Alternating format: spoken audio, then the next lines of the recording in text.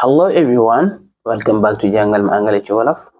Today we are going to learn English conversation at the hospital. You will learn useful sentences and vocabulary to talk with doctors, nurses, and patients.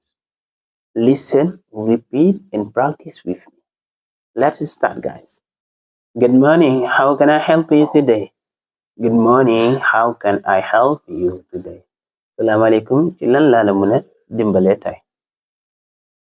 Good morning, I would like to see a doctor. Good morning, I would like to see a doctor. Maaleykum salaam, dama bëggoon a gis doctor. Do you have an appointment? Do you have an appointment? Ndax danga am rendez-vous? No, I don't have an appointment. It is an emergency. No, I don't have an appointment. It is an emergency. Mu ne ko déedéet amuma rendez-vous, lii dafa urgent, dafa nekk lu kaabu urgent. No, I don't have an appointment. It is an emergency. Please fill out this form with your personal information. Please fill out this form with your personal information. Balma, bindal say xibaar ci kayit gi. Please fill out this form with your personal information. Okay, I will fill it out. Okay, I will fill it out. Baax na dinaa ko def dinaa ko bind. Infirmier bi na ko hello, what is your name? Hello, what is your name? Salaam alaikum, naka nga tudd? Salaam alaikum, naka nga tudd? My name is Mamadou Diop. My name is Mamadou Diop. Maa ngi tudd Mamadou Diop. How old are you? How old are you? Ñaata at nga am? How old are you? Ñaata at nga am? I am 30 years old. I am 30 years old. Maa ngi am fanweeri at. I am 30 years old. What is the problem? What is the problem? Lan mooy jafe-jafe bi? What is the problem? I have a terrible headache and a fever. I have a terrible headache and a fever. Dama am metit bopp ak tàngooru yaram. When did it start? When did it start? When did it start? Kañ la tàmbali? Kañ la ko tàmbali? It started 2 days ago. Ba mu ko tàmbalee ak léegi ñaari bés lay toll. Ñaari fan lay toll. It started 2 days ago. Ba mu ko tàmbalee ak léegi am na ñaari fan. Mu gisanteeg docteur bi. Good morning. Mu gis docteur bi ne ko good morning. Please sit down. What brings you here today? Good morning. Please sit down. What brings you here today? Assalamu alaikum. Baal ma toogal. Lan moo fi indi tey? I don't feel well. I have been feeling sick for 2 days. I don't feel well. I have been feeling sick for 2 days.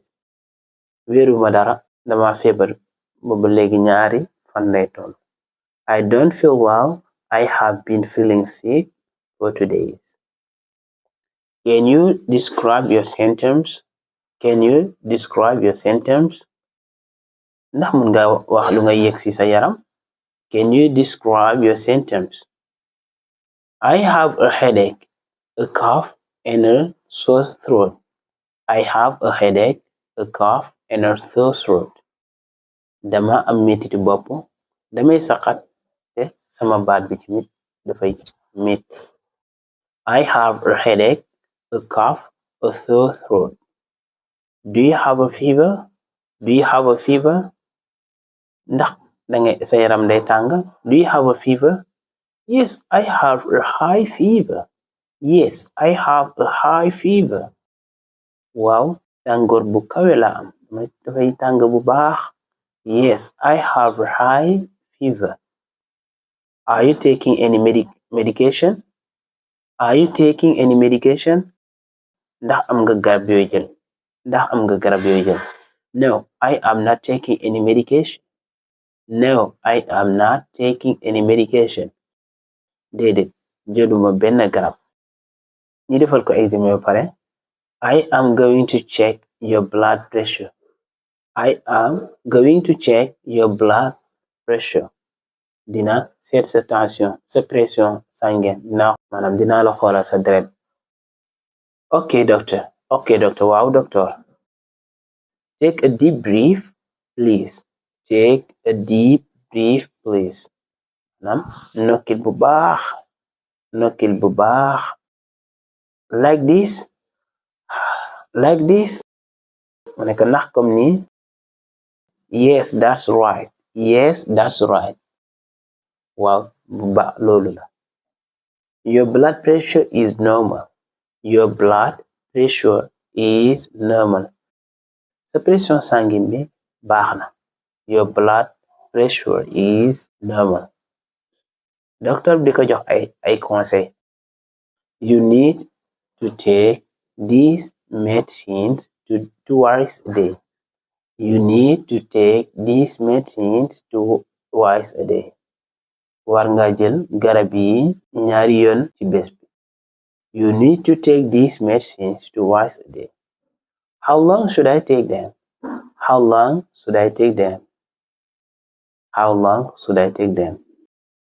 Maanaam kañ laa ko war a jël maanaam kañ lay jeex durée bi la koy laaj kañ lay wara jeex.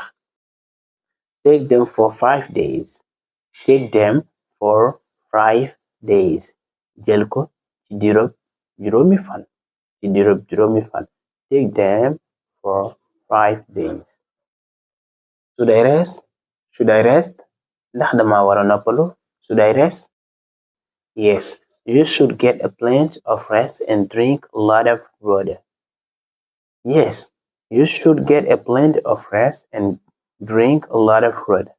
Waaw, war nga noppalu bu baax te naan ndox bu bari. Yes, you should get plenty of rest and drink a lot of water. Ñi dem ci pharmacie. Do you have a prescription? Ndax am nga ordonnance? Yes, here it is. Waaw mi ngi nii. These medicines cost 5,000. Ordonnance yi juróomi junni la. Wala nga ne ko garab yi juróomi junni la. Thank you very much. Maa ngi lay jaajëfal lu bari. You welcome. Get well soon. Amul solo. Yàlla nga tane. Ñi dem essential hospital vocabulary. Hospital moom mooy hôpital. Doctor moom mooy docteur. Nurse infirmière wala nga ne ko infirmière fekkee ko jigéen ki la. Patient maanaam malade bi ku ñuy faj moom la ñuy wax patient. Medicine garab medicine. Prescription ordonnance. Appointment rendez-vous moom mooy boo waree gisee ak docteur bi. Appointment wala nga am rendez-vous ak keneen. Emergency moo nekk lu urgence ka boo xam ne amul taxaw amul xaar dara. Fever tàngoor. Headache mettitu bopp. Stomachache mettitu biir. Cough sëqat cough. Injection mooy pikiir. Treatment maanaam tàggat. ok gars yi ñu ngi leen di jaajëfal ci seetaan bi ak déglu bi loolu lañ leen indi doon ci wàllum faj ñu ngi lay wax nga abonné fekkee bëgg nga jàng anglais ci wolof bu gaaw a gaaw. ok guys, see you in another class and have a nice and happy day. Thank you.